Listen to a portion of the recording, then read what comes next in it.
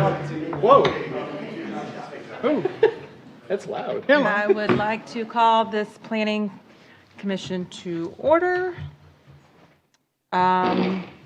This is, what's today? May the 26th.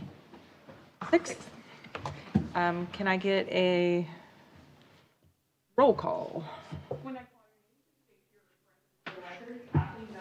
Present. Present.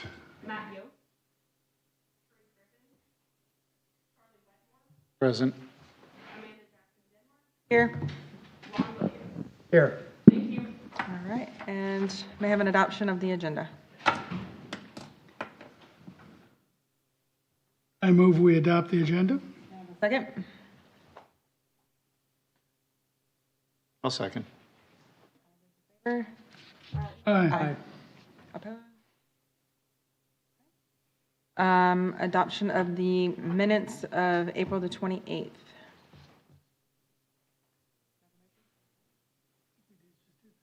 I did the agenda. Now I'm doing the minutes.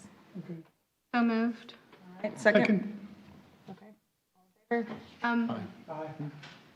Uh-oh. I had a question or comment, couple of Discussion? comments, Okay. discussion, yes. I'm sorry. Discussion. On the minutes, and I wish I could see them, but I wrote it down. It was 7.1, paragraph 1, remove 2, and I would place with, because it sounded like when we went into executive session that it said for the executive session to meet to discuss, I can't see it. Y'all have, can you show Right here. on the screen? Here's This is 8. hard with like no paper. Did you say 7? Yeah, 7.1. Here, go ahead and take it. Thank you.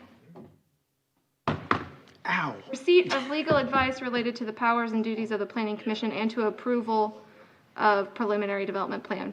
I was going to suggest that we replace that with the 3/24/21 approval of, because it sounds as if we're saying to approve the preliminary plan, and we had already. We'll just keep passing it around. Yeah, just give everyone one. Preliminary development plan. Instead of, I would say, and to basically, and the 3/24 approval of. okay. Does that make sense to y'all? There, she's adding the date and reference. And then the second. I'm sorry, can you clarify that one more time? I was having trouble pulling it okay. up just to make sure we're looking at what you're looking at. Yeah. So this is item 7.1, that first paragraph. It says receipt of legal advice related to the powers and duties of the Planning Commission and to approval of preliminary development plan pursuant to blah, blah, blah. I was going to recommend it to be changed to receipt of legal advice related to the powers and duties of the Planning Commission and the approval, the 3/24/21 approval of preliminary development plan pursuant to blah, blah, blah. Does that make sense?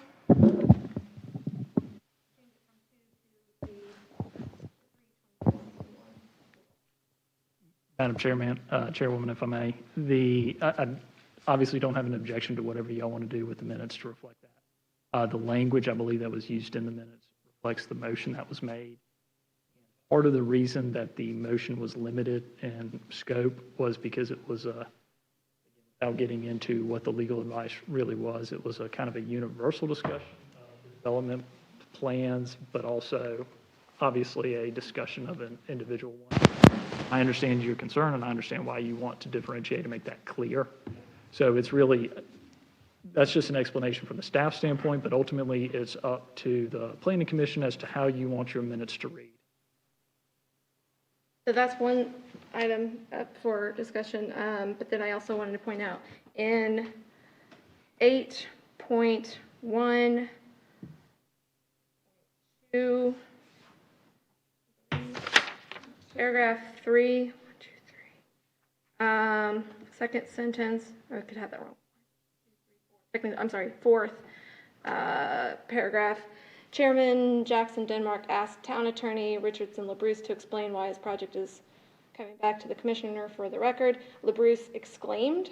Explain, should say explain. That's it. Those are the two That was a typo. So does anybody have any comment as far as Kathleen's explanation of the first piece? Do we have to amend, or can we just make The, trying to recall for a minute, but typically when you can make amendments to the minutes and without debate unless anyone challenges them. So what I would recommend is that you just vote to adopt the minutes as recommended be amended by Ms. Duncan. so moved? Have to do Second another- that. Now all you need is a vote. Have a vote. We're trying to get used to being in person again. All those in favor? Aye. Aye. Any opposed? Thank you, Kathleen. Public comments. For those who have comments pertaining to the agenda item, this evening you'll have the opportunity to comment before the commission votes on an item. You're welcome to hold your comments till then or voice your comment at this time, and they are limited to 3 minutes. One public comment from Tom Zinn. Would you like to speak now or at a different time? You have 3 minutes. Do you want to let us know when that starts, John? Please state your name and address for the record.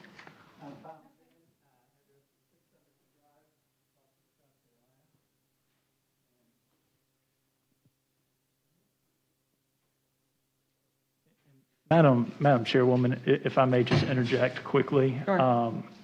For Mr. Zinn and for all public comment, because we're back in person, it's important that we speak into the microphone so that we have an adequate record of it. Because if we're not right in front of it, you can't hear it.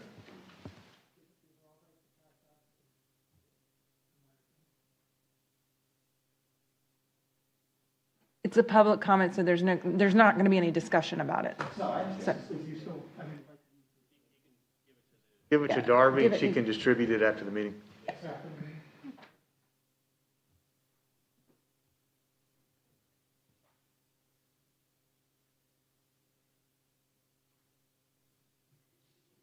And I can take this off? Thank you. My name is Tom Zinn, and I've been involved in Buckwater since probably '99. I circulated a package to everybody earlier today that kind of explains an issue that's outstanding with regard to a no grading policy and a good neighbor policy that conflict. So the purpose of today is to introduce myself and talk real quick and to supplement what I sent out earlier today. First, thank you for your public service here, obviously. This is above and beyond to volunteer. The 1.5 acres at the Town Center Boulevard. Make sure that you're, We- either we- hold that up and we can't- speak in the we mic. can't see it. You have to speak in the mic.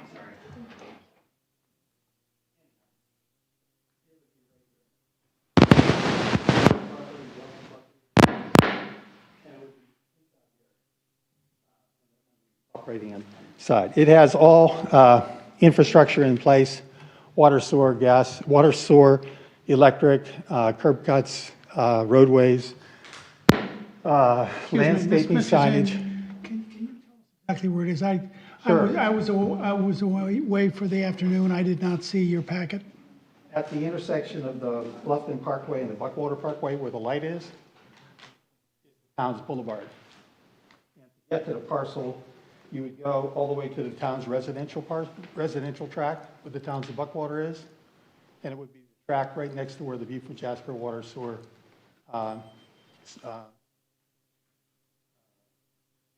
station is, the pump station. It's got all the infrastructure, everything in place. We applied for a renewal of a grading permit, which expired a couple years ago, and although there's lots of grading permits in Bluffton that have taken place grading only, this one has, there is not a grading permit apparently inside the Buckwater PUD per se, meaning that even though that we've had grading permits, it doesn't provide for a grading permit. However, we've had a good neighbor policy starting years ago in Woodbridge when a number of trees were taken down and we had a complaint. And basically, a good neighbor policy was adopted by the town of Bluffton. In the package, there is a copy of the policy which basically says the town can request the developer maintain as much vegetation as possible as a... Oh, boy. Okay. Thank you. I appreciate it, and... We're going to move on to old business unless there's any other. Oh, you have one more? Oh, okay.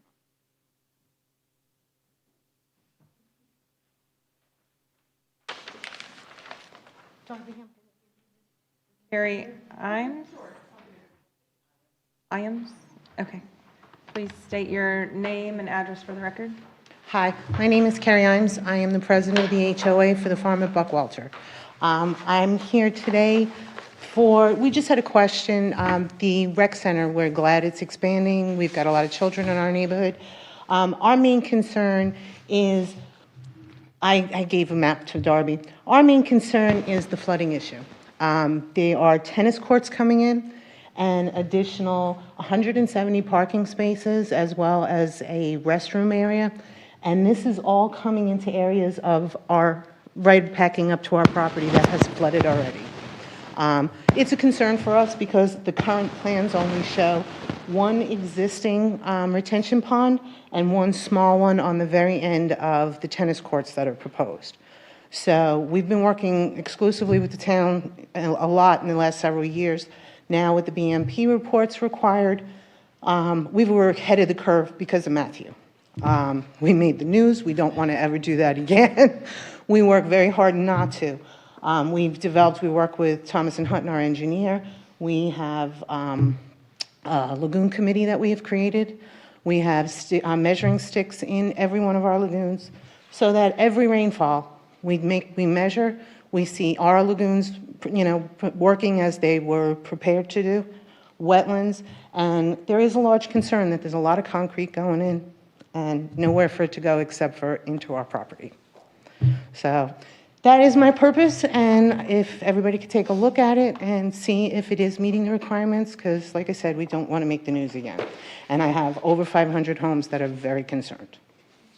Thank you for your time and your consideration. Thank you. Thanks. Any other public comments? No, ma'am. So we'll move on to old business. The Belfair Town Village.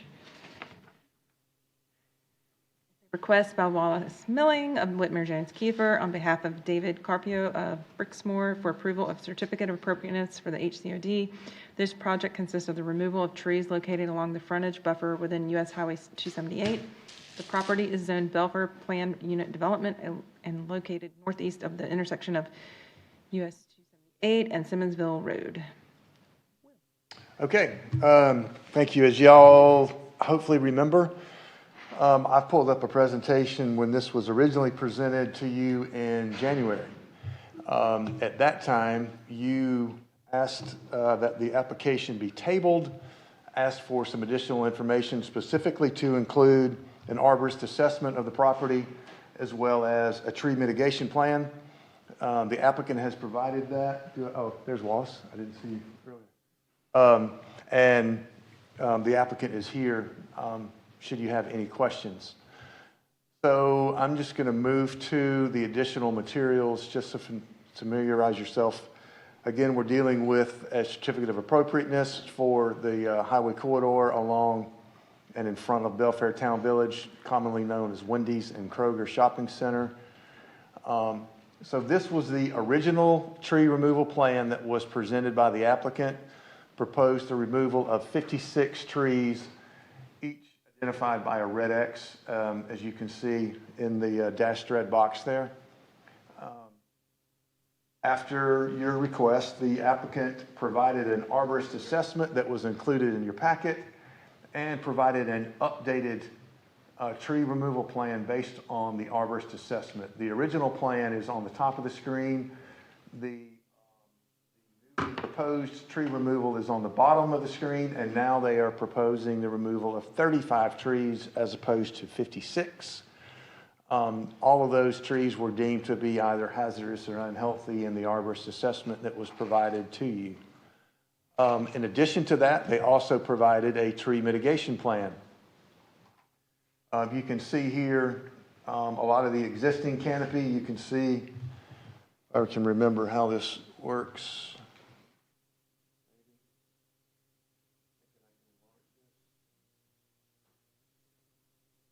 So you can see in here, these are some existing live oaks, Wallace. I can't see that far. So existing live oaks, some existing canopy in through here.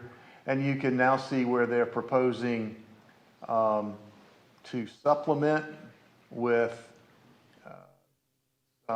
additional live oaks, some additional sable palmettos, fringe trees, and I believe some Yopon holly.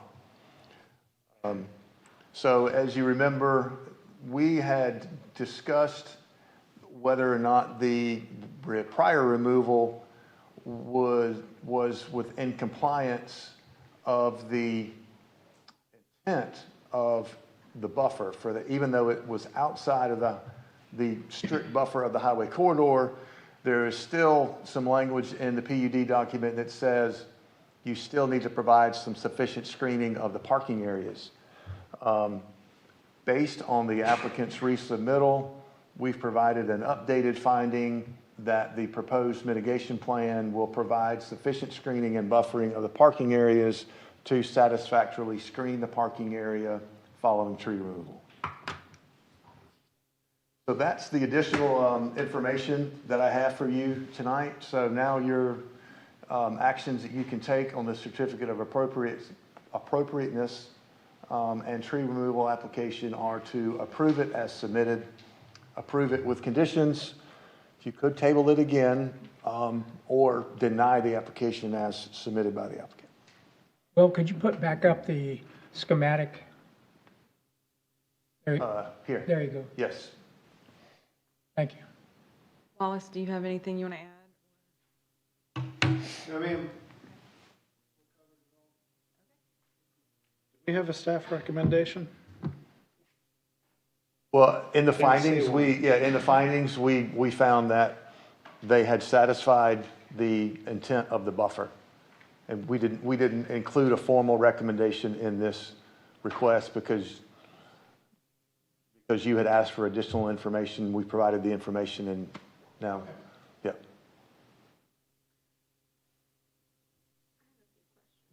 Okay. Open it up. As per usual. My first question is, did staff look into, at the county when this was developed originally, if these trees that were maintained through that development were used towards mitigation to offset their mitigation calculations in their original development?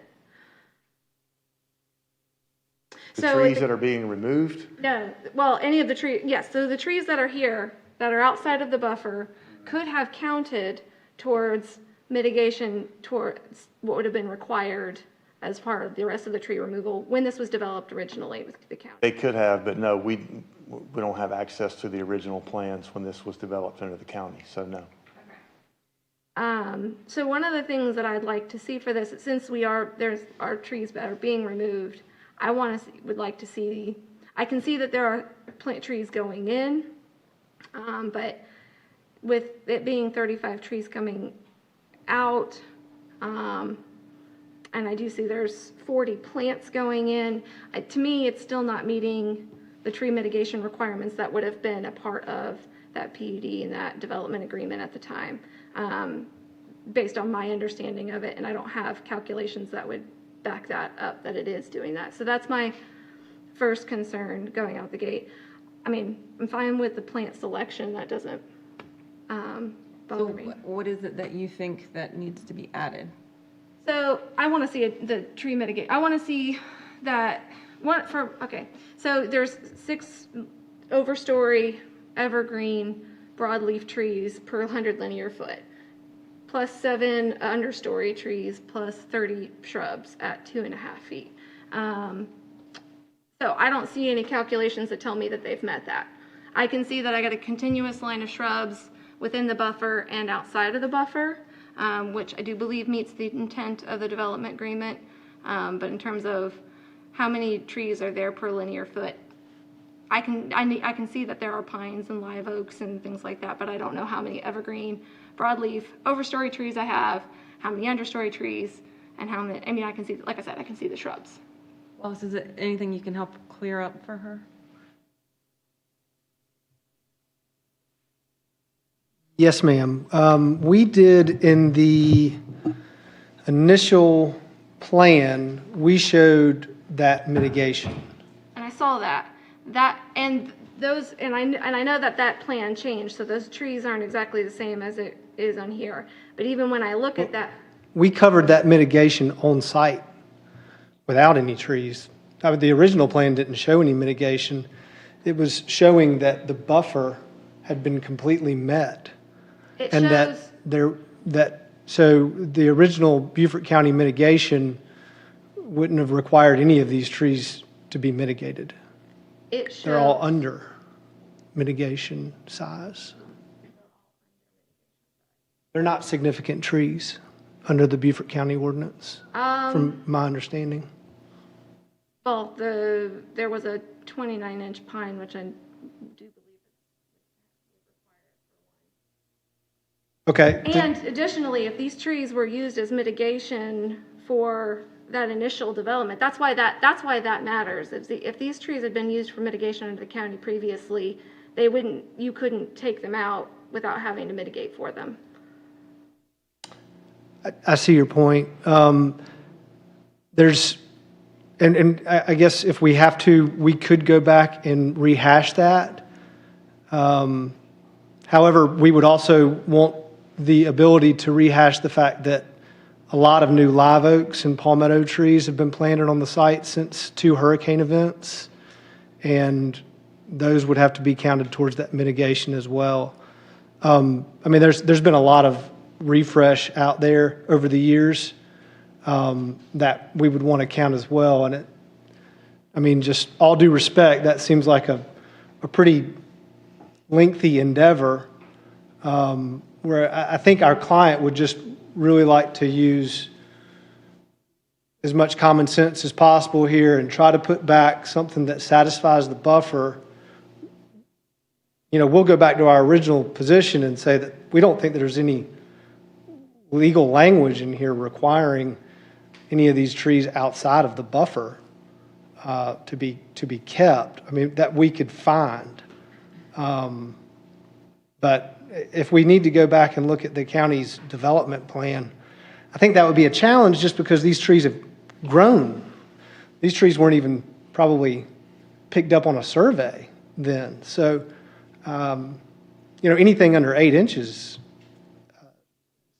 not even shown. So a lot of these are still around that size.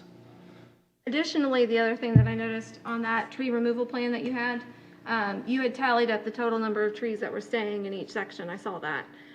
But what I saw in the trees that were staying, it's all overstory trees. Many of which are pines. They're gum trees. So they don't meet the evergreen, broadleaf, overstory category, nor do they meet the understory requirement either that would have been in place. Correct. So surveyors typically don't pick up understory trees for us. That's a pretty hefty endeavor, going out and surveying every point for every yopon or wax myrtle or saw palmetto that's out there, which would all count in that category. But they're out there, and that's why we're showing kind of that shaded green area.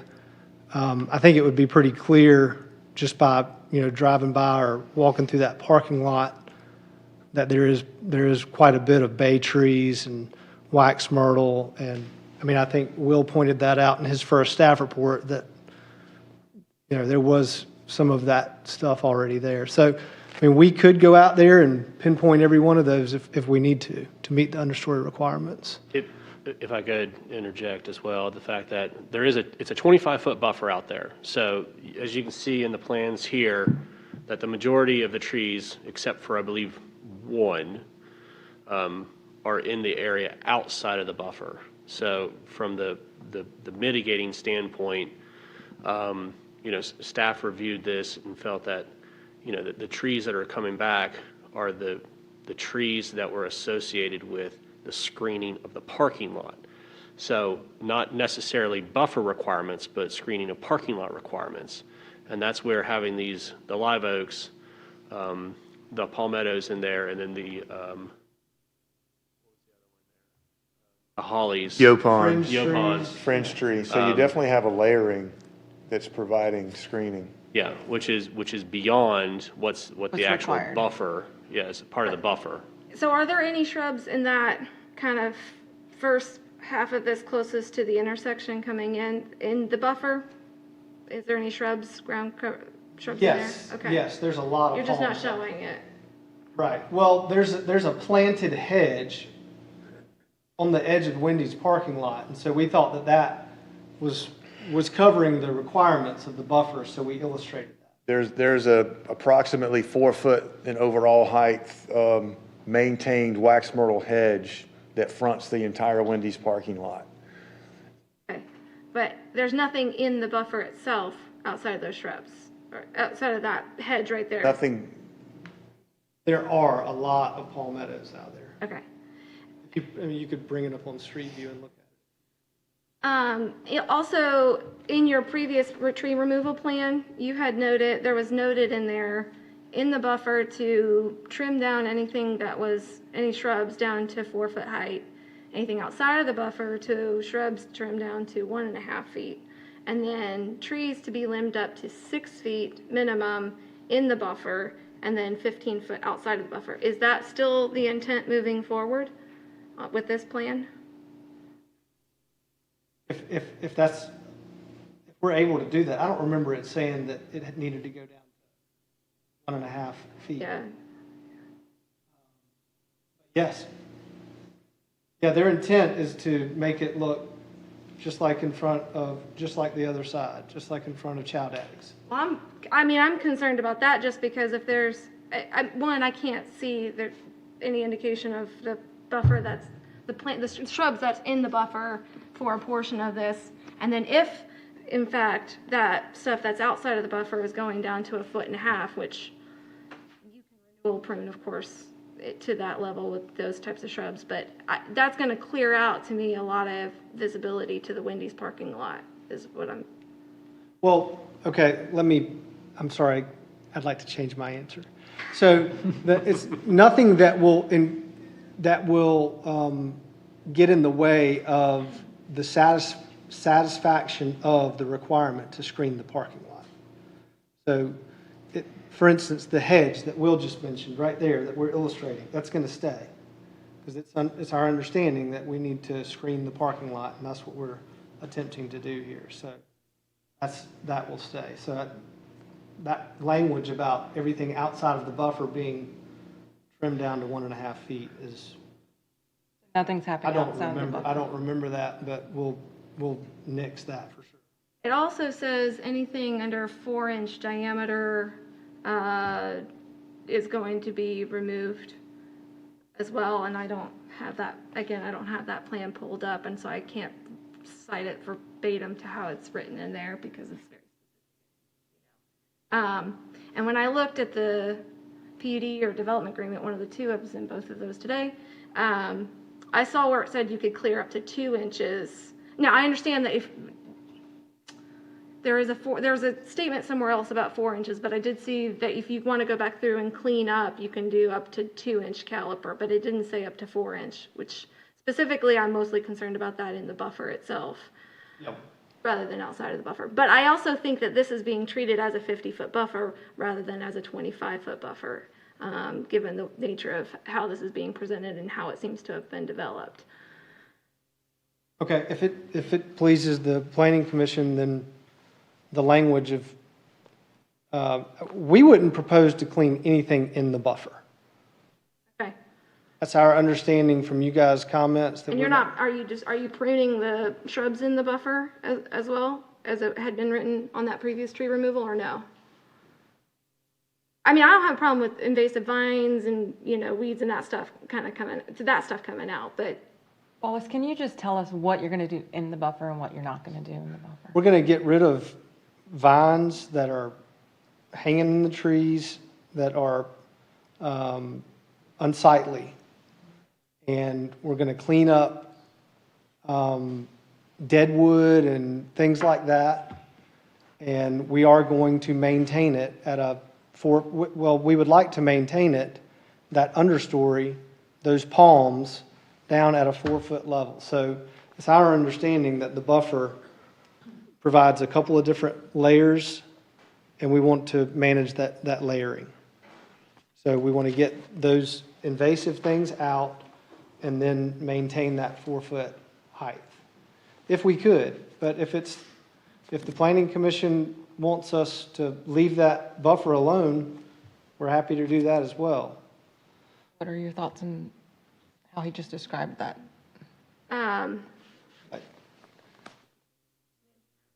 Palms aren't exactly like a hedge. You can just come in and trim to 4 feet. I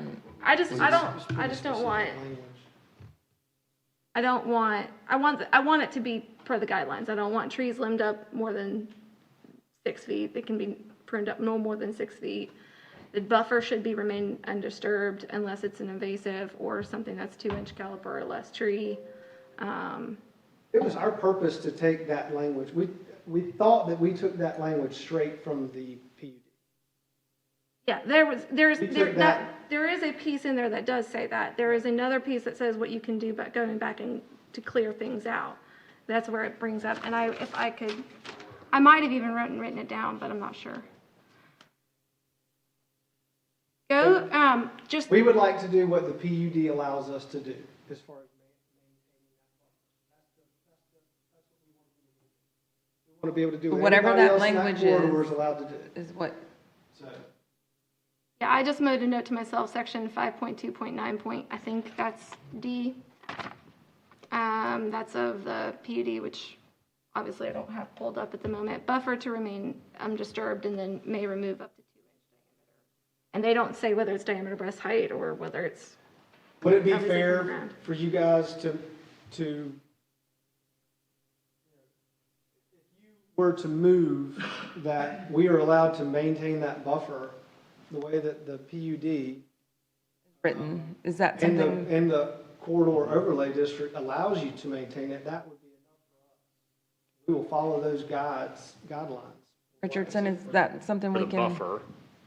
Yeah, for the buffer. And then again, the other trees that were in question were the trees that meeting the intent of screening the parking lot. And that's where they've then come back to supplement, that once they remove those other trees, plant back with the live oaks, plant back with the hollies and all of the other items to meet the intent of the screening portion, not necessarily the buffer portion. All outside of the buffer. All the trees. Yes. Staff agrees that that has been done. Sorry, one more time? Staff agrees that that has been accomplished. Well, per the plans, yes. And then Per the obviously plan. the actual implementation. And is that in accordance also with the PUD? Yes. Yes. Yeah, we have found that the plantings that have been provided will meet the requirements of the PUD agreement right there to sufficiently screen the parking area. And they are all located outside of the 25-foot undisturbed buffer in the highway corridor.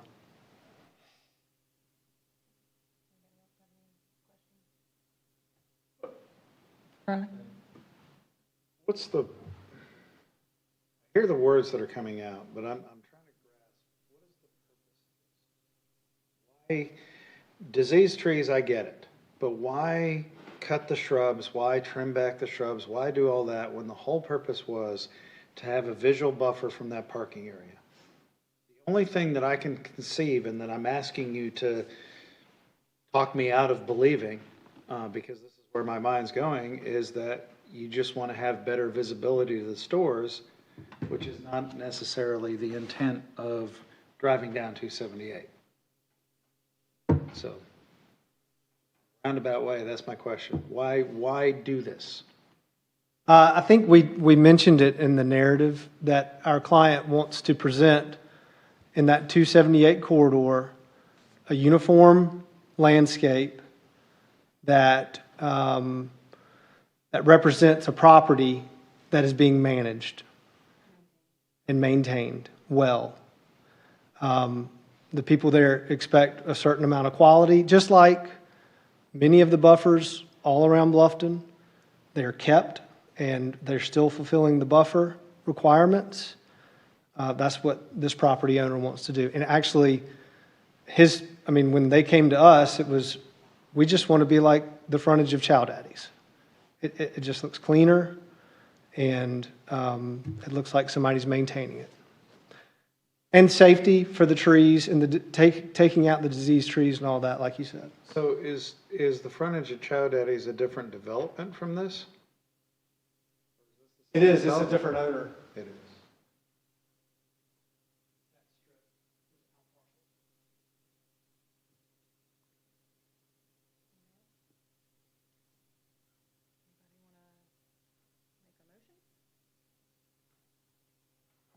Make a motion that we approve the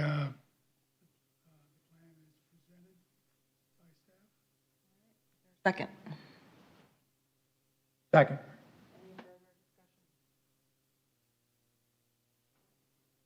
Favor? Aye. Aye. Opposed?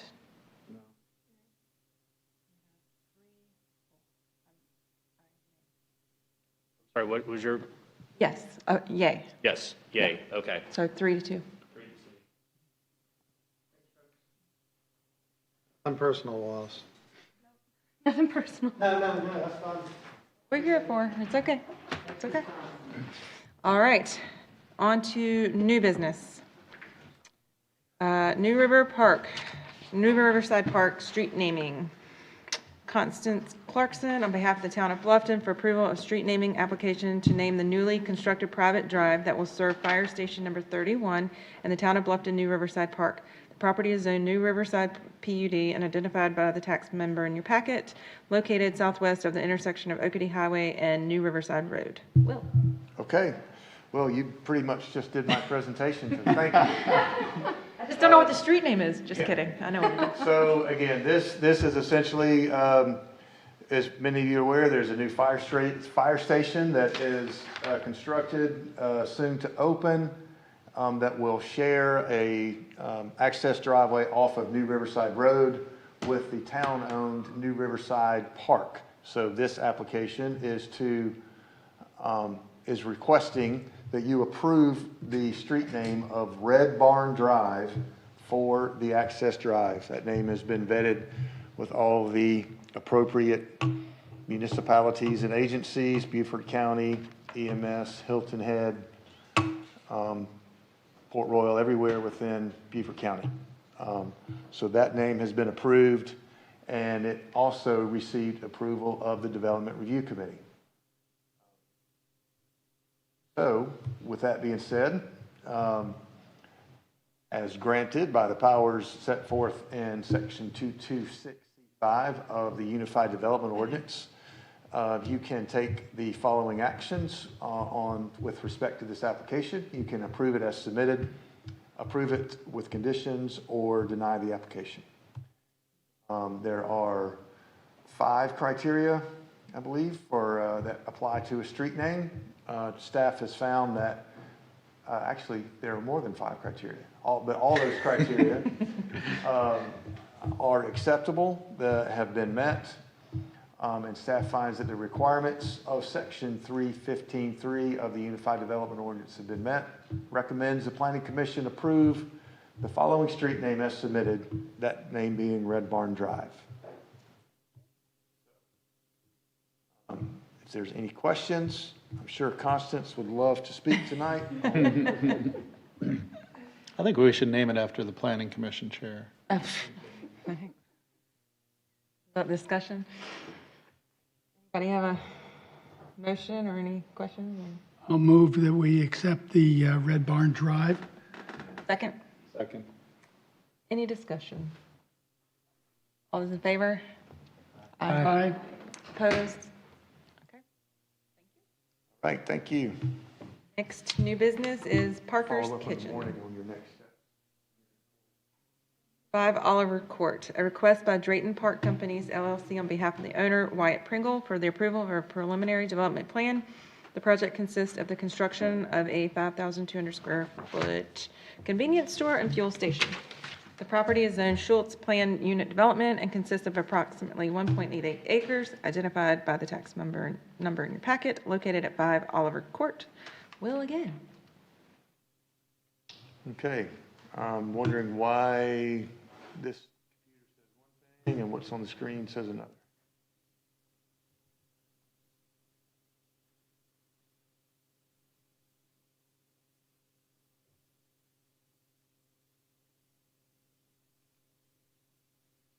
There we go. Okay. All right, so again, this is for the Parker's Kitchen, store number 91, requested by Drayton-Park Companies for the approval of a development plan that will construct a approximately 5,200 square foot convenience store with 6 fueling stations and all associated parking and infrastructure. The property is zoned Schultz Planned Unit Development. It lies within the Bluffton Park Business Park designated area, also known as Bluffton Park's B, C, and D in the master plan. It's identified by the tax map number you see there. Consists of approximately 1.88 acres. Here's an aerial location. Just for reference, you'll see if I can get this to work again. So there's the Bluffton self-storage, the Napa. Many of you are familiar with the Inmark, formerly known as Neighbors, gas station across the street. Map location. So a little background. This application was originally reviewed at the April 7th meeting of the DRC. We provided comments to the applicant on some site planning issues. They provided a resubmittal and a revised site plan and landscape plan, and that is what we are here to present to you tonight. So this was the initial plan that was submitted. Our primary concerns with this plan were that it was what accompanied this plan was a traffic impact analysis submitted by the applicant. This plan, unfortunately, did not comply with the TIA that was presented. You'll see that they had this right-in, right-out intersection on the Bluffton Parkway, which the TIA specifically said would not be allowed, and all the access points for the Bluffton Parkway were already established in the access management plan. That's not one of them.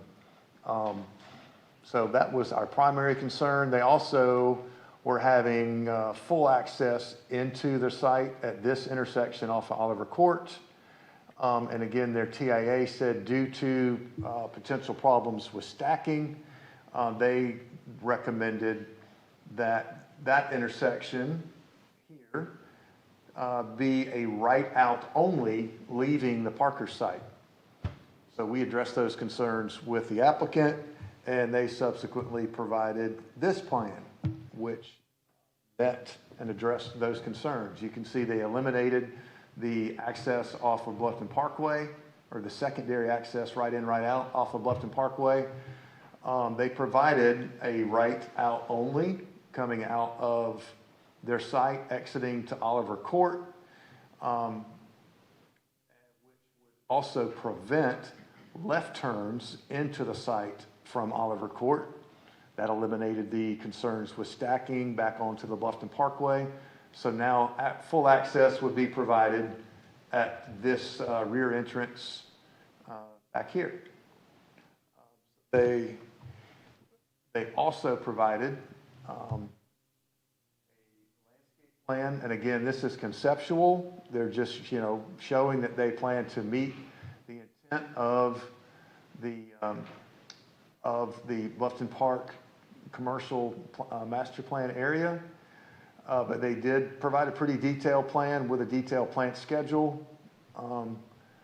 This was prepared by Jones Keefer, local landscape architects familiar with our regional plant material and requirements. So I think that all looks pretty good. They also provided a conceptual lighting plan. I did not include, unfortunately, that slide that would indicate they are showing intent that they will comply with the lighting requirements of the Bluffton Park BC&D master plan. And they will also, they have received a preliminary or conditional approval by the Bluffton Park Property Owners Association.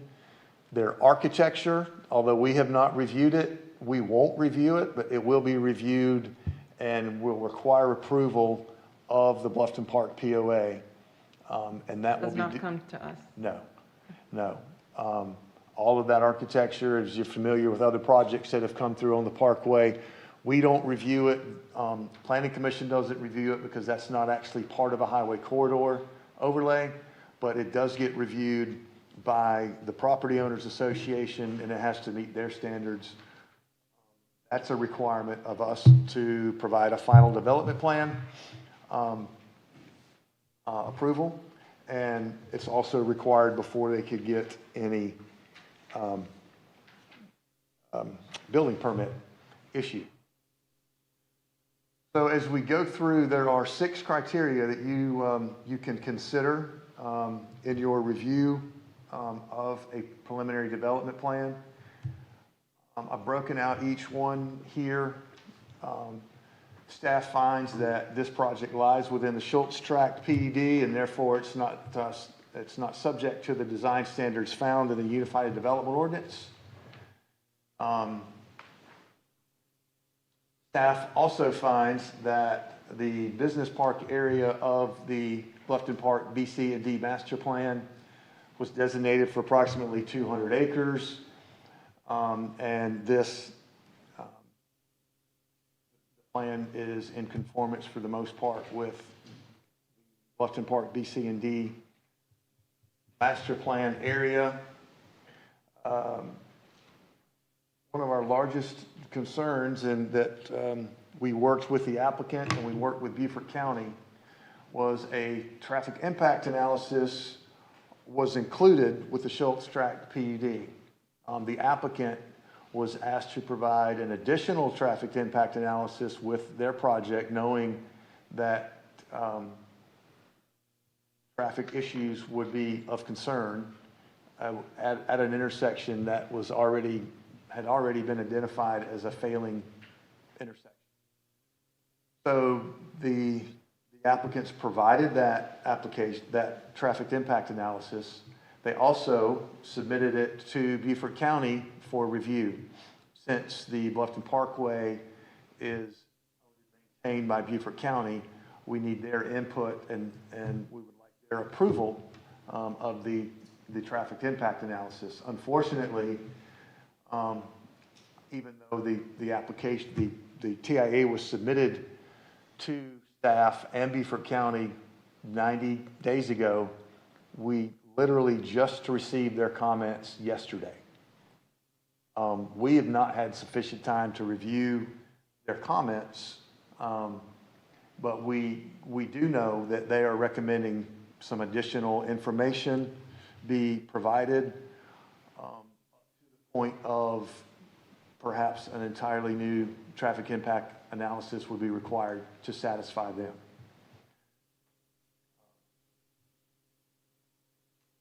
So moving on to the remaining criteria, we do agree and have noted that all the required utilities of electrical, telephone, water, and sewer are all available to the site. The application has noted that the development will be completed in a single phase. We have reviewed and deemed the application to be complete. So your actions tonight are that you can approve this as submitted, you can approve it with conditions, or you can deny the application as submitted. I'm happy to answer any questions. We also have Daniel, I'm not going to try to pronounce your last name, I'm sorry. We also have Daniel representing Parkers, and we have Josh Cox, who is the engineer of record for the project. And they're available for questions as well. Is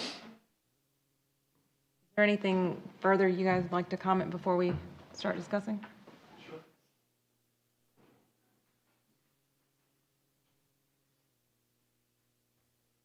Good evening, Madam Chair, members of the commission. My name is Daniel Ben-Israel. Okay. I'm sure you would have done a fine job. I'm the real estate development manager for the Parker Companies, and I'm here with Josh Cox of Buckle Design Group, the civil engineer for the project, and Daniel Keefer, the landscape architect for the project. We all did a great job covering the summary of the project. Unfortunately, we did get the comments back rather late from Beaufort County on the traffic impact analysis. Likewise, we haven't had sufficient time to digest those findings or recommendations, but in taking a quick look at them, we don't anticipate having to make any major changes to the site plan. As Will noted in his presentation, one of the more salient points that came out in the analysis and the review by the traffic consultant for Beaufort County was that the access, first access off of Oliver Court needed to match what the recommendation in the TIA was, and that is for it to be a right out only. Our intent was to kind of discuss that with Beaufort County to see if there were any conditions under which we could build that as a full access and later revisit it once the store was built, and if problems arose with stacking and adverse impacts to Bluffton Parkway, we would then come back to revisit that and reconfigure it to be a right out only. So that was our intent. However, in an effort not to delay our project and have to wait 30 days for a preliminary approval, we'd like to advance the application, move to the final development review stage, get our MS4 review started, finish up our engineering and stormwater plans, complete our review with the Development Review Committee, and then come back for final plan review with the Planning Commission, at which time we will ensure that we have adequately addressed all of the outstanding comments from the Beaufort County TIA review before coming back for your final approval. So if you're amenable to that, we would respectfully request that you approve our plans tonight with the condition that we work with staff to satisfy the outstanding comments provided in the traffic impact analysis review by Beaufort County. Clarify, does that come back before us or just? That's what I wanted Richardson to. That needs to go to And I was about to jump in there. It will not come back before you. It'll go to DRC. You can request that the UDO administrator bring it back before you, but ultimately the decision is What we discussed last month. Okay.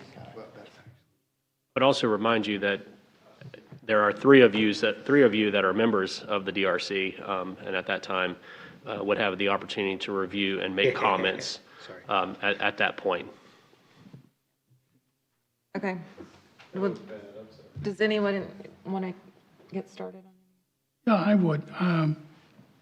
I've got some serious concerns, and I get all my fuel from Parkers, so it's not a Parkers thing. That's a horrendous intersection right now. Anybody coming out of Venmark barely move out before they see the cars coming on the left. So they're shooting out towards your property to make a left in many cases.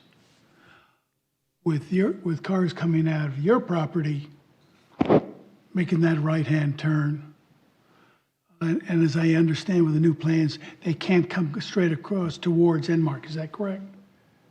No, they can, let me pull the plans up just to show you. As they exit from Bluffton Parkway, so there is a right turn, straight, or left turn available from coming out of Parker's, if I understand that correctly. You're looking at a serious safety issue. I mean, I've gotten to the point now where if I'm going out of Enmark, coming, from the car wash, whatnot, I have to make a right, go down to the red light, and then come on back. Which, ironically, that was the way Bluffton Parkway was designed. Yeah. If you read the access management If you plan. see the people going across. Yeah, if I you mean, see the and- access management plan for the Bluffton Parkway, it actually states that, there's required separation between traffic signals, and then a lot of the side streets that feed the parkway were placed so that instead of making left-hand turns, they were placed so that people could make a right-hand turn, go to a close Right. traffic signal, and then make a U-turn. If that, I'm not sure what the right term is, but that mall or whatever it is, were filled in, was solid, and there was no way to cross either way, I would be much more in favor of this project. And that's a county. That's county. I just think it's terribly unsafe. I mean, it's right, with one gas station, it's unsafe now. And seriously unsafe. So, Does that road, the parking lot, it connects over to the Island Plasters so people can, Yes, there is, so there is connectivity, and that's a requirement of the master plan for the Bluffton Park B, C, and D. So there is connectivity to the adjacent parcel, and then there is still connectivity to the Napa. You just have Go to around. come from here and then go that, in that way. Activity question, down on the circle, or up on the circle on this map, to the right is eventually going to be connectivity to the other frontage roads, right?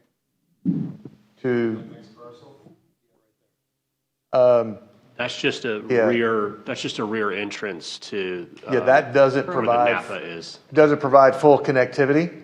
Okay. It's like back of house But there's area. one undeveloped part, well, it's irrelevant to this discussion. Yeah. This intersection hasn't been considered it's not even going to be considered for a signal. It is not qualified for a signal because of its proximity to the existing signal at Simmonsville Road.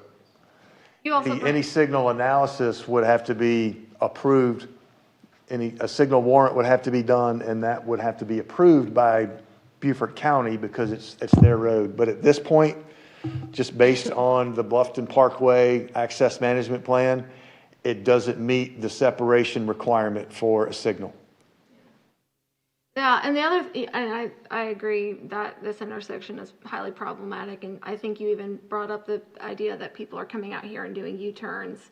So you combine that with people going and shooting straight across, and at a problem intersection, I'm just. Good, I want to respectfully disagree with my two fellow planning commissioners. I actually work near here. And one of the challenges I have when I go home, and I need to fill up, which seems to be frequent, I have to turn left and go over to Enmark, and I feel like I'm taking my life into my own hands doing that. When this Parker's is created, for me, and I believe people like me that commute on that road all the time, I'm going to go right into the Parker's or right into the Enmark. I think, I could be wrong, but I think we're going to end up with less issues in that intersection. it'll divvy up the two sides. Just my personal experience and thoughts on it. I just think that the traffic going into Parker's is popular. It's going to have relatively heavy traffic there. And I am less concerned with the traffic going in. I'm real concerned with the traffic coming out. And I mean, I can't disagree with you. I mean, I've spent some time at this intersection, and it's not the best situation. I mean, we would ideally want a light there, but we understand that it's not warranted, and the likely alternative down the road, should problems arise, would be maybe consideration for county. I hope that doesn't happen, but for a median to be considered there, and we definitely don't want that. But we do recognize the challenges associated with this intersection. We do think, however, in agreement with the commissioner, that drivers, motorists will take the path of least resistance, and once our store is there, it provides another option and eliminates the need to cross those additional lanes of traffic to get into the end market. And for travelers traveling west in the evening commute, we think that will capture a lot of that traffic and help, again, alleviate some of the dangerous conditions that exist there today.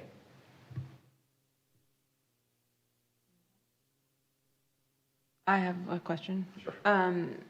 As far as, I'm going to kind of pull off the traffic for a second. The street frontage, is there a requirement of how the building faces? What is your, I know we're not looking at architecture, but what is your intention? Right now it's a side-facing building. Yes. So we have, and Josh, help me with this.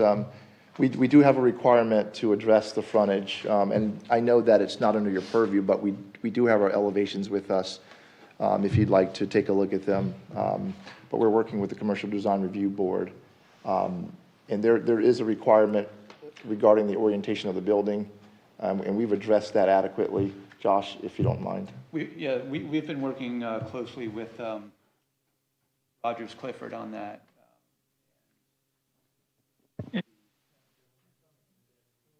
I'm sorry, I just made the mistake of doing it. Can we make sure that we speak into the microphone so sure. it picks up? Thanks. Yeah, I'm sorry. Again, my name is Joshua Cox with Buckle Design Group. And that was one of the initial concerns when we reviewed the development guidelines. And we started working with Rogers Clifford. Rogers Clifford.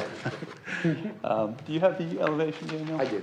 But the architect, and I can pass this around to show you what they've come up with.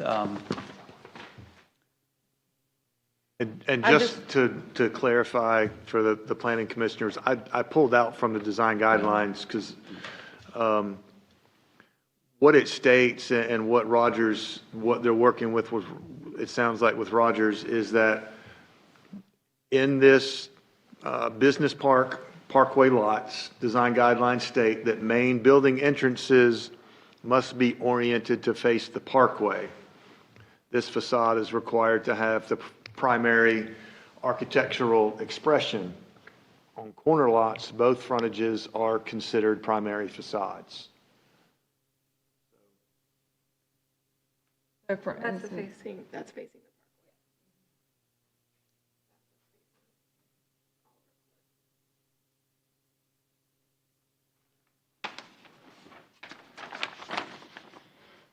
so does staff feel that this satisfies it, or is that not something you can? We're satisfied that they are meeting the build two lines. As we're not reviewing architecture, we have to rely on the ARB of Bluffton Park, which has happened in the past. I don't know. Say beyond that. I mean, we work closely with the ARB. I just want to make sure there's no precedent set. What we are going to do is require their approval of the project before we can provide a final plan approval. Working with them to make sure this meets those corner lot requirements. Yes. Very closely. Yes. Rogers, I believe, sent over an email or a letter stating that he had reviewed the project and that it was, more or less consistent with the guidelines. He hasn't issued a final approval yet, which we will obtain, as Will indicated, after we get your preliminary approval leading up to final development. The only other thing I was just concerned about, since you got the report yesterday, you know, something in there that's could dramatically change our opinion on. Sure. So I don't know how I feel about me personally approving something right now without having all of the information. Well, I can assure you of this. Again, we haven't had a chance to digest everything. I did speak with Jennifer Beal of Beal Engineering, the traffic consultant who provided the comments. I reached out to Eric Greenway, County Administrator, and Tanner, the Powell. Unfortunately, I wasn't able to get them today. However, in looking at the comments briefly, I talked to our traffic consultant, and we do have to go back and provide some calculations. We do have to make sure that in places the narrative matches the projections and build to conditions that we're estimating in the study. We're going to clean that up. We've addressed one of the major concerns, and that is the right out only coming off of Oliver Court. And in all honesty, I don't think that there's anything else in there other than, you know, some cosmetic things that have to be addressed that will result in a major modification to the site plan beyond what you're seeing tonight. Again, at least 3 members of the commission will have the opportunity to review the plan in its final form when we go back to DRC for final development plan approval. So, Something you'd be willing to table just until we have that information? we would prefer a vote to approve. That way we can move to the next step and not lose 30 days or more.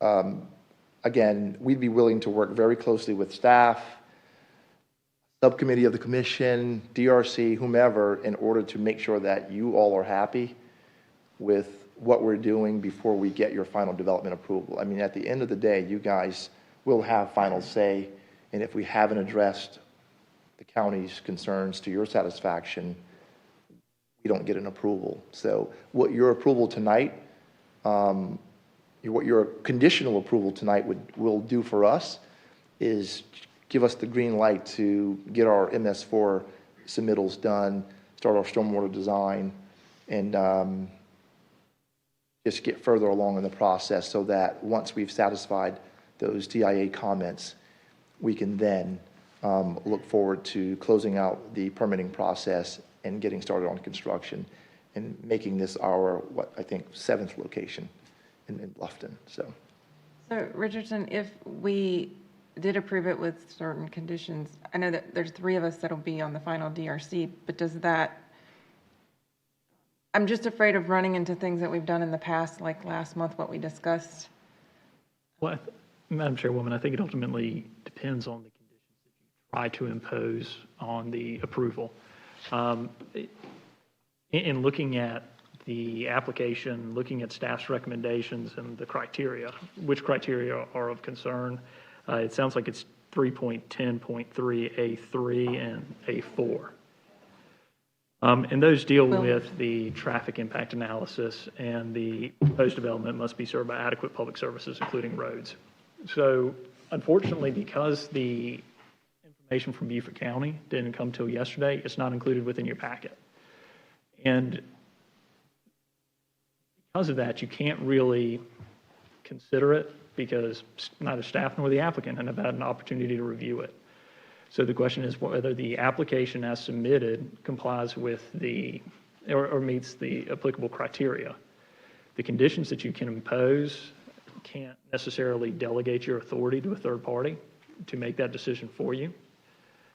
It's ultimately, it's the decision that you have to make with the knowledge that staff and DRC have some approval authority for final development plan, but obviously their criteria for final development plan is a little bit different from preliminary development plan. So It's, I know that's not a great concrete answer for you, but it really, again, just depends upon the conditions that you want to impose. And then also, as I certainly understand the applicant's hesitancy toward tabling this, but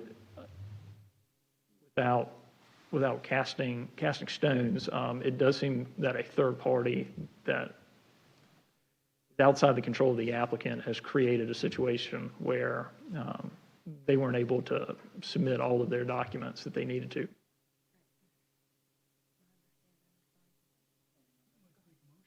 I have a couple more questions.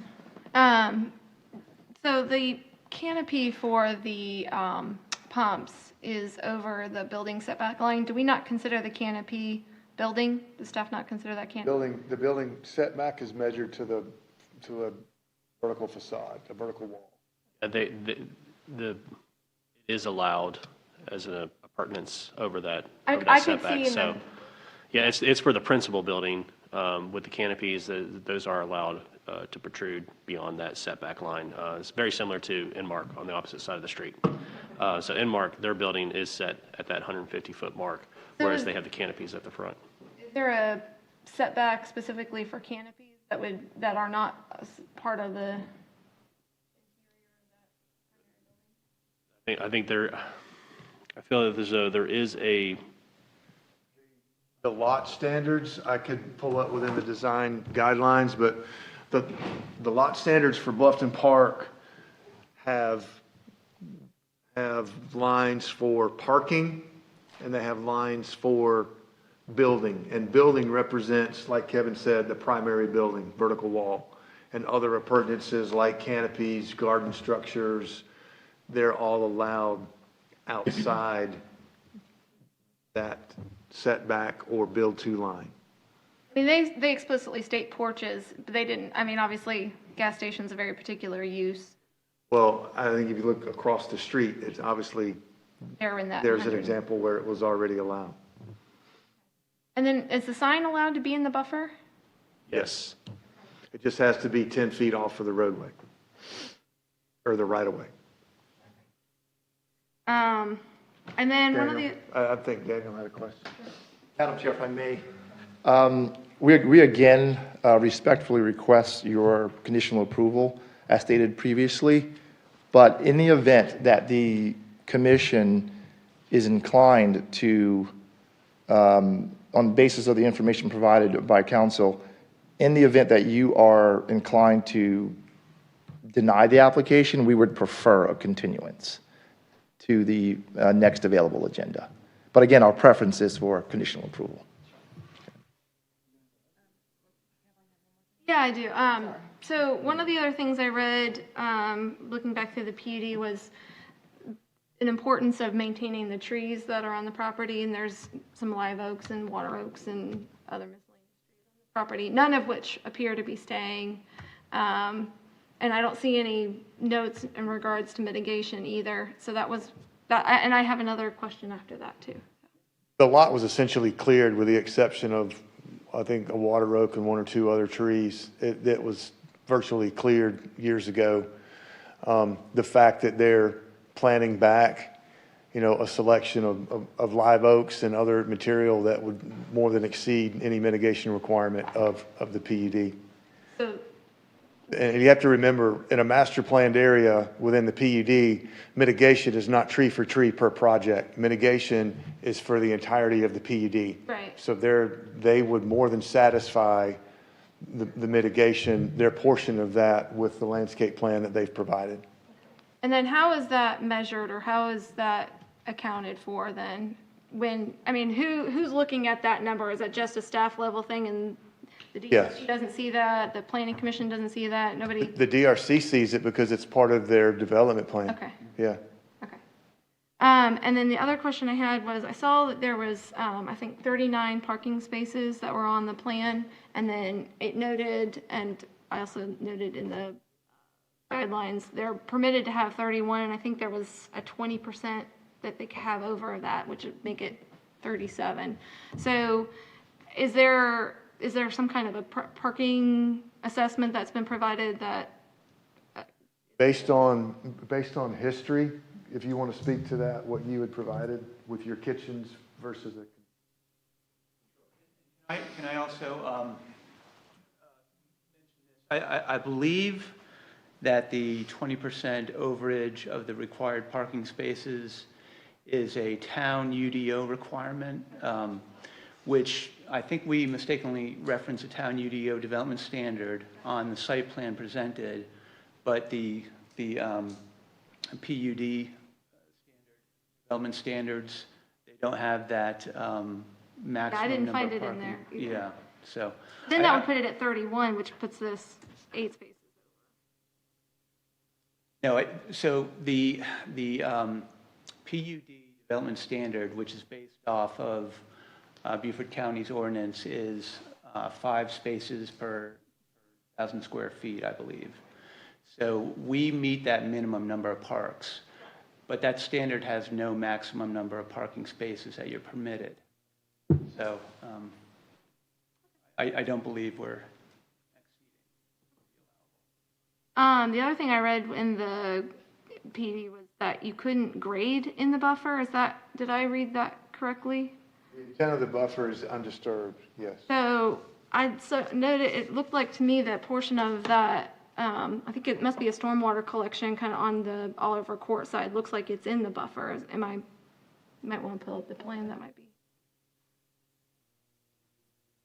The buffer from the parkway? From Oliver Court. It's probably more visible on the in the landscaping plan. So it looks to me like that middle center island fronting like along Oliver Court. It looked like there was grading lines that made it look like it was some kind of stormwater collection. And perhaps I'm misunderstanding, but it definitely looked like there was grading lines, and it looks like that's in the buffer. You're allowed to put stormwater BMPs in that portion of the buffer. The portion of the buffer within the PUD that's described as undisturbed is that portion off of the 25 or 50-foot buffer off of the Bluffton Parkway right away. The Oliver Court, that doesn't apply to Oliver No, Court. Oliver Court's a private road within the PUD, so those buffer requirements don't apply. Yeah. Okay.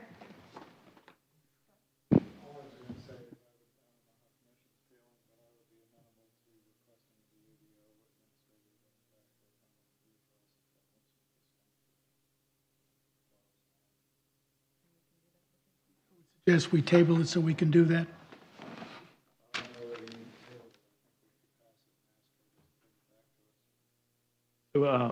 Madam Chairwoman, to address your question, again, you can request that the UDO administrator bring it back. There's no, you can't require it. And again, it's for y'all to provide the input to the UDO administrator and for her to make the ultimate decision.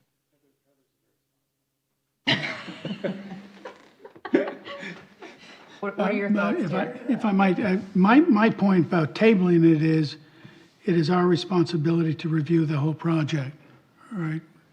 And we don't have all the facts. That's simple. That's the only reason. And, we may have a full commission by next time too. And Go back to the staff comments about, or your findings about the traffic. So the traffic impact analysis was provided with the Schultz PUD. And then they provided the additional TIA. In summary, it identified that intersection as a failing intersection currently.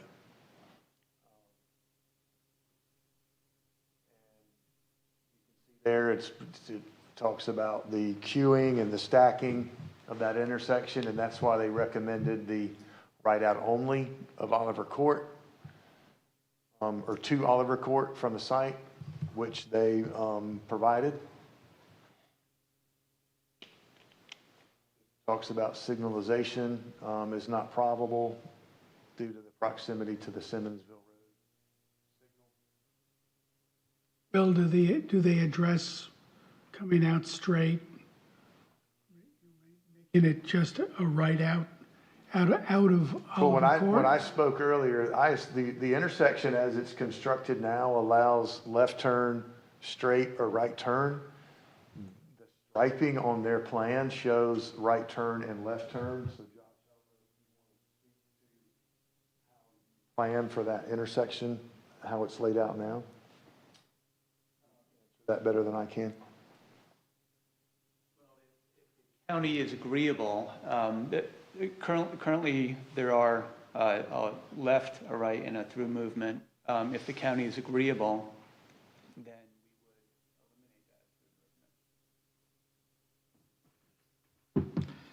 There would be concrete barriers to, not necessarily concrete barriers to do so. I don't know that they'd allow for that. We've got two separate lanes. if you had a left coming out of Oliver Court, that means they'd be going across median to make a left turn, correct? Yes, So a that left would, only. that would still Left only. increase, that would still increase it. Okay, I thought your concern was the through movement to the Well, either way, minor drive going opposite. from one side to the other is my concern. Right now, it's scary. Yes, and that would be the case for any business that develops on that. Yeah, but not necessarily a high-traffic business. Understood. But again, we firmly believe that folks will be taking that right turn out of there and using the U-turn as needed. I would. Well, I'm making the assumption that the TIA is going to address safety concerns at that intersection as well.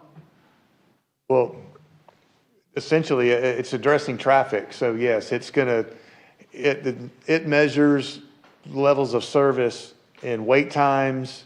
It measures site distancing. It measures, number of trips. So I think it's safe to assume that yes, it's going to be a measure of safety. Is there a specific safety criteria that's kind of hard to quantify? But yeah, all of that will be considered, and that would all relate to safety, if that makes sense. It does, I guess. I think, at least for me, the safety at the intersection is a concern. I agree with Terry. Trying to come out of Enmark and make a left-hand turn to go back west can be a bit of a challenge on the best of days. But to me, as long as the TIA covers safety concerns at that intersection in every way possible, and then coming back to the DRC, and the DRC agreeing that the safety concerns have been met, then I have no problem with, approving the plan today, with the condition That it come back to, well, we know a final plan has to go to the Development Review Committee. So, and we know that the three of you are on the Development Review Committee. So you, at least three of you will see it at final plan. Bill, can I ask a question? A couple of times now, you referred to the county deeming that intersection as a failed intersection. When you read, and I'm no traffic engineer, but when you read traffic, the criteria and analysis, the level of service is essentially measured at the time that someone has to wait to exit the intersection, to exit. And it's typically restricted by the time it would take you to exit making a left-hand turn. So because of just the amount of traffic that's on the parkway, and the fact you're probably far enough away from that traffic signal that you don't get a lot of relief, because if there's not cars coming through the intersection, there could be cars turning, from the parkway or from Simmonsville. So anyway, it's based on and graded on the time it takes you from the time you get there to the time you make a turn movement. So, And that's it's a level of service F currently. Really understand. Think of the grading system, A, B, C, D, Right. and then F. So an F means that it's a failing intersection, means that you have to wait a certain amount of time, which is obviously Let's much say the longer average than most, wait for a left-hand turn like 2 or during 3 peak minutes. hour traffic, and they measured, I think, during peak hour. Yep. Is that, so you could wait up to 3 minutes during peak hour if you wanted to make a left-hand turn. So we already know it's a terrible intersection. We already Yes. know that. Now we're going to add to it. And I don't want to, I don't want to say this proposed that like we I'm add to it. supporting the project, but in talking with, I spoke with the traffic engineer yesterday, and she indicated, although there was a lot of, she needed additional criteria, but there is the theory, as Commissioner Wetmore said, that the service station on the north side of the parkway would service westbound traffic. No one would turn left to go into the Inmark on the south side of the parkway. And the Inmark would service eastbound traffic. No one would go over and make a left-hand turn to get into Parker's. So there, you could make the argument that it might actually improve the intersection if there's something there, if you don't have everyone making left and right turns into the service station on the south side. Okay, so in that discussion, what exactly did the county say? She just offered that theory and said she needed more traffic counts, more information that she had provided in her report to us that was forwarded to the applicants from Parker's to address.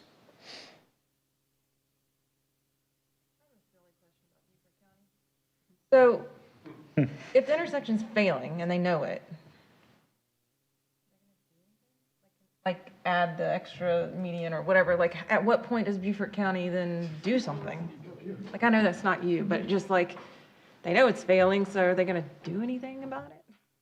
That would, I mean, safety improvements, they would have to just look at their access management plan for They ever do anything about it? Bluffton Parkway. They do, and Heather is running up right now because she has the answer. She's the smartest, right? Yeah. No, just to answer quickly, that is, a lot of those projects are being addressed or being considered to be included on, as you're familiar with, their CIP list that's all associated with the proposed impact fees. So that's something that staff is working on as far as what are those projects, access management, safety improvements and things like that. So they're putting all that together and Okay. Well, to be fair, they've shut down medians on 278 and done some other things throughout the years based Down on in that failing area. intersections. No, I mean, to me, that would make sense. It would just make sense. And then the theory of people on the right would go into Parker's, people on the left would go into Enmark. I understand that, or go down to the next light and make a U-turn. I understand that. That makes sense. With that median in there, it makes no sense to me. But we're in today's world and what's happening right now. So we have Exactly. to figure out exactly. what best works. Thank you, Heather. Thank you. I don't know, I just am uncomfortable just because of not having more information, I guess. But I understand the financial and the time that you need. Like, I understand that. I get it. I work in it every day, so I get it. But I also want to make sure I'm doing the right thing for the community as well. Well, and I would say there's also certain, and I'm not trying to address the comment you made, I'm just thinking through this myself. There's a certain level of, I guess, trust, comfort in the process as it goes from this point. If we have trust in that process, whether it does come back to us or not, then are we comfortable doing that? If we don't, then, I'm No, I making get it it. sound more blunt than I want to. because I get it's it. not. I just think of like past things we've done and it's come back at us and Well, I just this want to is- make sure, I know this is different, but it still Well, no, I makes was me- gonna say, this is the 7th one they've built in our town. So we know how they do it too. Just thinking out loud. Will, can you go to the slide before this one? I just want to read that.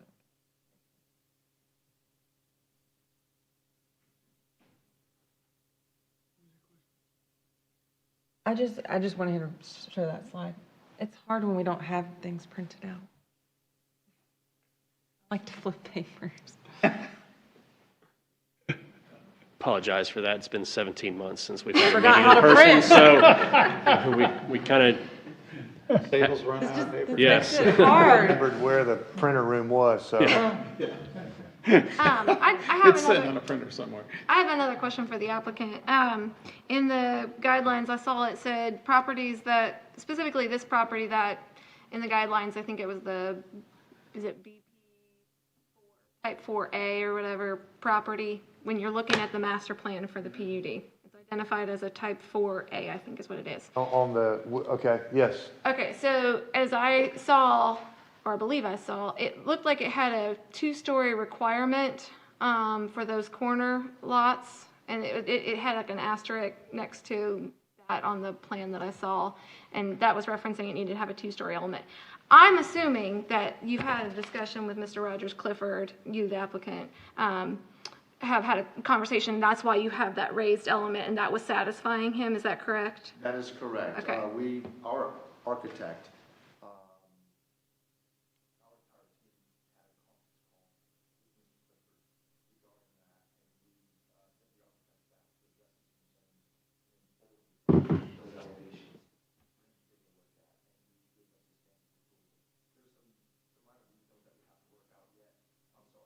I was just going to say, I'm so sorry. just real quick Yeah. before you continue, if you could, just as we work out the, airing this on television so everyone can hear it, just try not to lean back in your chairs, because then the microphones do cut off, and if you could just. yes, please. I'm so sorry. We're all learning got a again. bit too comfortable. This But- in-person thing is hard. I know. I'm used to being at home. But yes, we did address those concerns. We have some minor details to work out yet. Of course, we have to go back to in front of Mr. Clifford as well. But I think we're on the right track, and he indicated that in his letter to Will previously. Did you also discuss with them that 8-foot foundation planting as well around the building? Yes. Okay. Yes, and the pergola that you see on the front of the building, all of that came out of conversations with Mr. Clifford as well. So Mr. Clifford's of the, it would be his opinion, or he has weighed in on that trellis facing the parkway, and he has deemed that appropriate enough of a frontage along the parkway? Is that, as I Yes. understand that? Yes. Yes, and I'm careful to say that he has not issued final approval yet. But Seen it so far. yes, we presented that to him, and He didn't make an issue of that as He did not not. addressing the frontage? He did not. In fact, that came out of our conversations with him, and I think early conversations that we may have had with staff as well. And I'll just say again, I mean, you all hold the keys to this project. We can't get a building permit until we go through the DRC process for final development plan review. So we have to come back. We have to make sure that all of the conditions and all of the issues are addressed to your satisfaction. So there's, in our opinion, there are adequate protections in place to make sure that things are done properly. Madam Chairwoman, if I can just jump in quickly about just a few items. First, I want to make sure that the document being Commissioner Hannock has is incorporated within the, our final documents with, we make sure that Darby gets a copy of that, because obviously it's being considered by Planning Commission as part of this preliminary development plan. As far as your duty tonight and the process of this plan, obviously your duty tonight is to review the 3 criteria. the future, how this plan progresses in the future, I do want to I checked with staff just to make sure. But obviously, the DRC meetings are open. So anybody who wants to attend has the ability to attend those meetings and see the final development plan that's being presented to DRC. Sit in and provide feedback on that. Traffic concerns are obviously a proper consideration as part of that final development plan. That's one of the review criteria, just like you have tonight. So there will be, it will be a little bit, I don't want to say redundant, but it's a more detailed look at it. Just like final development plan is a more detailed look at a number of these criteria. And that also, obviously, I just want to make sure that everybody here knows, as well as people at home who may be watching this, the UDO administrator is here. She has heard your concerns. I cannot speak for her, and I don't know if she necessarily wants to say so right now, but I fully believe that it will likely be before y'all. A final development plan. And again, your responsibility tonight is on this preliminary development plan to review the 3 criteria. The applicant has been pretty clear that if y'all are leaning toward denial, that they would prefer to table it to next meeting so that, when there's a denial, it starts back over all the way at the beginning. And obviously, that's not something anybody wants at this stage of the process. So, if you're concerned about motions, I'm here to help you, however you want to word it. But again, it's a review of those 5 criteria, and it's y'all's comfort level with those. And again, you've been put in a difficult position, as has the applicant, because of, third parties not getting documents in a timely manner. Thank you. Anyone want to try and entertain a motion? Happy to, if you know which way it's going to go. Go ahead. Always have, discussion. I move that we approve the application as presented, and that we formally request that the UDO administrator brings it back before us at final review for our comments. Second.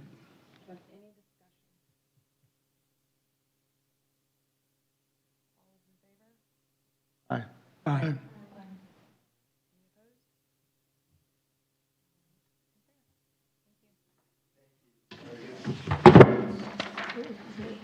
Okay, last item. Discussion, comprehensive plan update. Was that you, Kevin? Yes, just very briefly. To speak? Very briefly. I know that a lot of you have partaked in quite a few of the meetings that we've had very recently, either being part of the stakeholder or steering committee, or even the community roundtables that we had last night as well as this morning. So we've had a lot of input. Our consultants are working to put all that information together.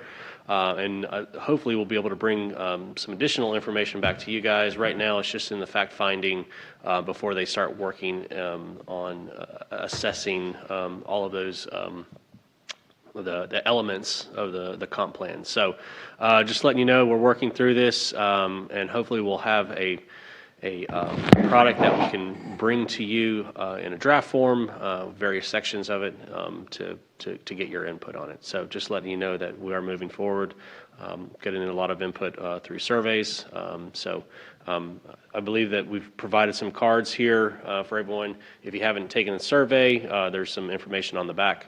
It's available on the website as well. And that's it.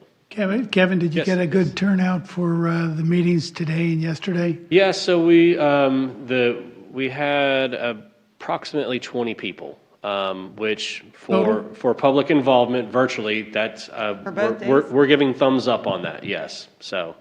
For both days? Huh? Both days? Yeah. Well, being on the Like half my firm was on it. being on the steering committee, I wanted to participate. Yes. Participate, and obviously tonight I couldn't do it. Yeah. And yesterday I wasn't able to. So Yeah. I'm glad to hear you feel you had a good turnout. And we're getting a lot. I say we're getting a lot. We've had about approximately 192 individuals that have completed the survey online. So. Yep.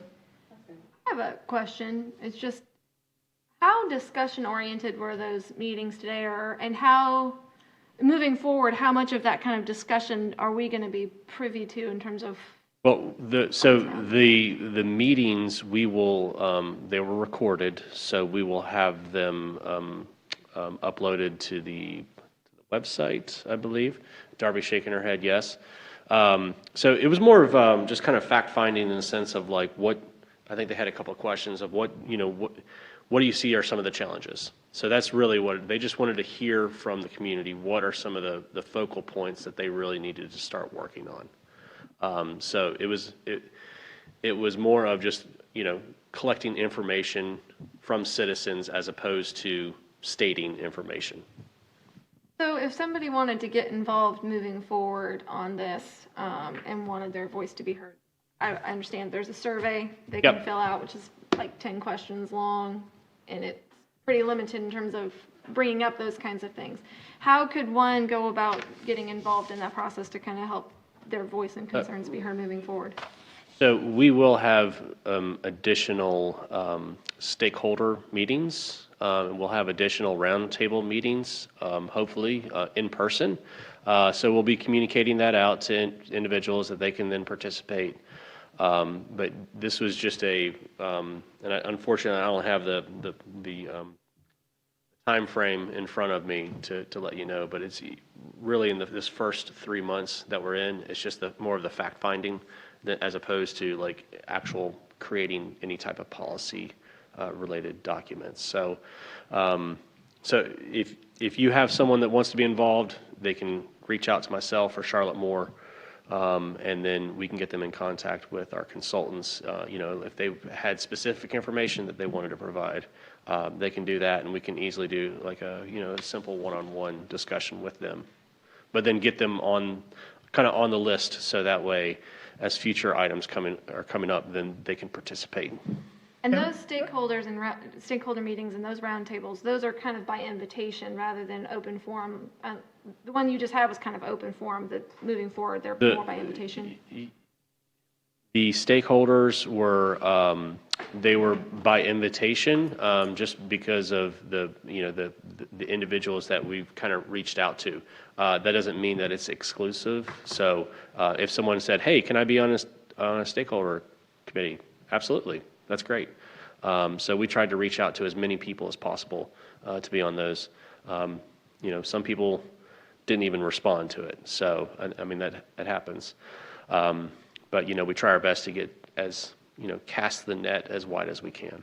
Is there a list somewhere of who the stakeholders are, or is that being held privately? I think that, I'm not sure if it's necessarily private. I mean, obviously we want to make sure that we're not, sending out a lot of people's information. Right.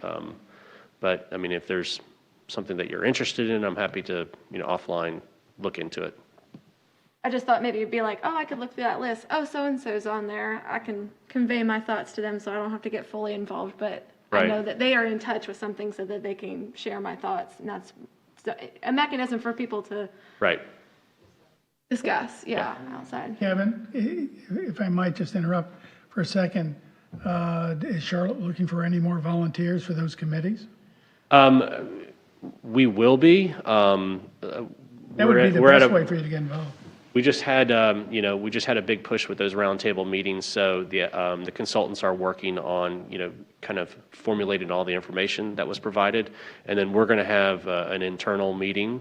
We have biweekly internal meetings just to go over the information. So once we get that kind of put together, and we can get to the next steps, and we'll determine what the next round of meetings are, and then we'll communicate that with everyone.